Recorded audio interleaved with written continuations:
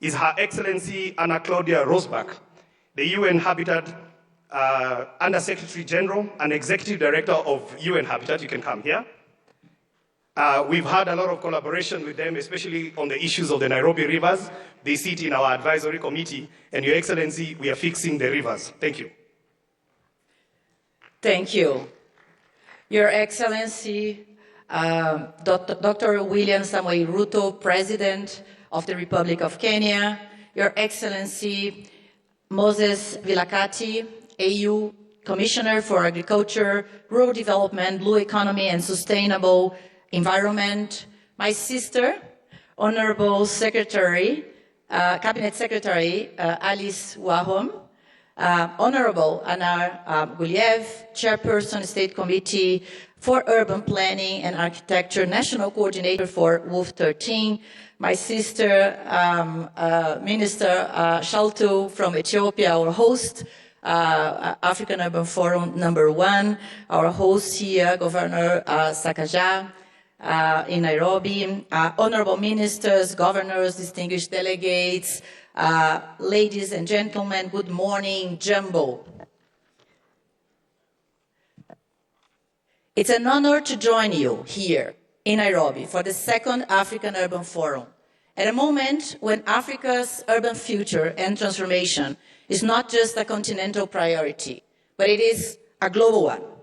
Let me begin by extending our profound gratitude to our hosts, the government of Kenya, for hosting UN Habitat and for hosting us today, and commending the African Union Commission for their continued leadership in convening this continental forum for advancing Africa's urban agenda. Converging again after the first Addis Ababa African Union Forum in 2024, where participants adopted the African Urban Forum Declaration on Sustainable Urbanization for Africa's Structural Transformation, the second African Urban Forum in Nairobi shines the spotlight towards Africa's urbanization, rapid urbanization, happening at unprecedented scale. Let us reflect how far we have come from Habitat 1, Habitat 2, when the continent was still perceived as predominantly rural, to forging the common Africa position for Habitat 3, demonstrated through a unified continental voice in Quito, Ecuador. There, Africa negotiated the new urban agenda, not as 54 divergent entities, but as one bloc, one voice. Today, the story has progressed profoundly. The continent voice is much stronger, it's clear, and more essential than ever. Our theme is adequate housing for all, advancing socio-economic and environmental transformation towards the realization of Agenda 2063. It couldn't be more timely. Africa is the world's fastest urbanizing region, with cities growing at an average annual rate of 3.5%. This is a benchmark in human history. And by 2050, 6 out of 10 Africans will live in urban areas. 80% of Africa's population is going to be in cities.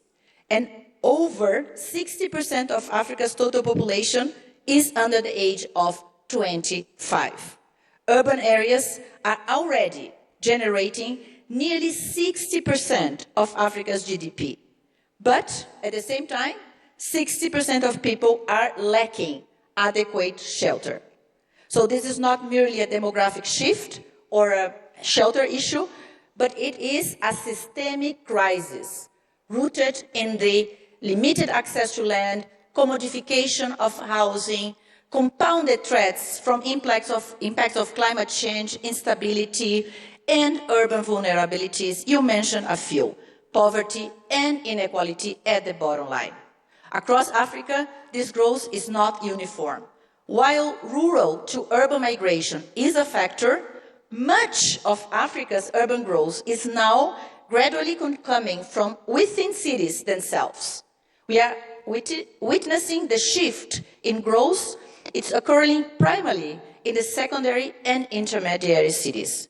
The rapid urbanization process in Africa, while challenging, also offers powerful opportunities to expand access to decent, affordable housing, service land, and basic services, thus accelerating economic growth and strengthening social cohesion.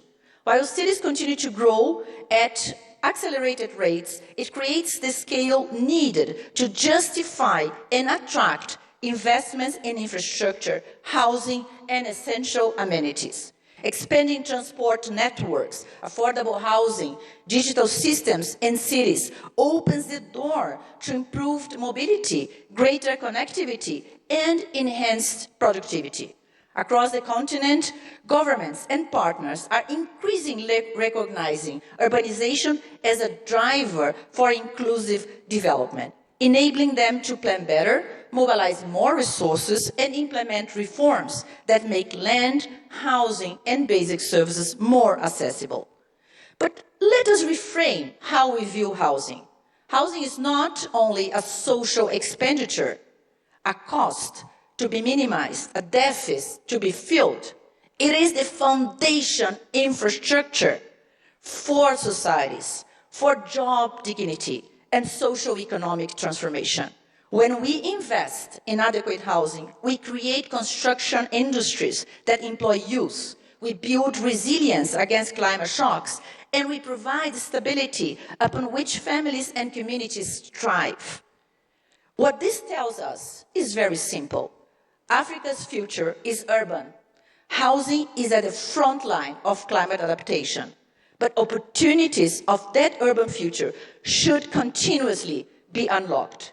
We need to position urbanization and housing development among the highest priorities in our nations and continent. And I'm happy to note that our collaboration with the African Union has resulted in that. Together with UNECA and the African Union Commission, we came up with a harmonized implementation framework for the new urban agenda in Africa. This is a very strategic document that supports member states in the implementation of our global priorities in the continent. I would like to commend the work of the AU, especially the work of the Specialized Technical Committee on Public Service, Local Government, Urban Development, and Decentralization, chaired by my other sister, Honorable Justice, the Minister of Uganda. This committee plays a critical role, and through this committee, we have the African Urban Forum platform to be held every second year just before the World Urban Forum. The work and the service of the committee is commendable, and UN Habitat will always stand with the Commission in advancing the Africa Agenda for the Vision 2063, the Africa we want. At UN Habitat, our response is clear. Across Africa, UN Habitat is supporting over 40 countries with national urban policies, housing strategies, and planning systems. We are focusing on 3 core priorities: ending the global housing crisis, supporting climate resilient and inclusive cities, strengthening urban governance and finance systems. Globally, this year, 2026 marks a pivotal period for UN Habitat, 10 years after the new urban agenda approved in Quito, Ecuador. It's important that we together evaluate what are the gaps and chart the course for the remaining decade of the new urban agenda. This is also the year where we are looking in depth to what happened to SDG 11, especially SDG 11.1, featuring housing and informal settlements. And unfortunately, we are already seeing that the world is not on track to meet the 2030 agenda. To continuously support the member states in addressing the global housing crisis, the open-ended working group on housing, which was established in June 23 as a global platform to advance policy guidance, develop practical recommendations, and support countries in integrating housing systems, has over the last 1 year delivered concrete progress. Thank you, Kenya. Thank you, the government of France. We looked at social housing, informal settlements, finance and land. Looking ahead for 2026, under the chairmanship of Somalia and Azerbaijan, we are going to look at land, integrated housing policies and climate resilience. As embedded in our strategic plan for 26-29, I call on our partners to embrace three priorities. First, let us put housing and transformation of informal settlements at the center of development agendas. Second, let's strengthen our institutions and systems for transformative change. And third, let's learn from within Africa. Allow me to recognize Kenya's leadership role on the global housing stage, primarily through two complementary positions, as a co-chair of the open-ended working group on housing and as a global champion of the call for action on adequate housing for all. Together in 25 countries, through the high-level roundtable on the sidelines of the United Nations General Assembly in New York last year, leading from the front, His Excellency President Ruto advanced a proposal for a coalition of global housing champions, a political platform for heads of states to advocate for inclusive housing policy and mobilize finance. His Excellency, Mr. President, I extend my warmest gratitude for the visible progress in urban transformation and the support you give to our mandate at UN Habitat. The outcomes of this second African Urban Forum will be directly connected to the World Urban Forum 13 to be hosted by our excellent, great partners, Azerbaijan, now in May in Baku, as it was shared.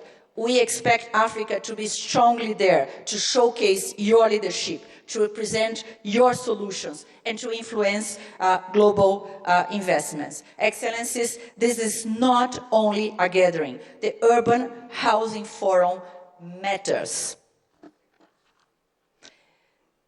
We finish this presentation today just committing that UN Habitat stands ready to support Kenya, African Union, and all of you in the roadmap ahead through the urbanization process in Africa. Thank you very much. Asante sana. Thank you very much, Edie. Your Excellency, this event is co-hosted by UN Habitat, African Union, and the Government of Kenya. Allow me now to invite His Excellency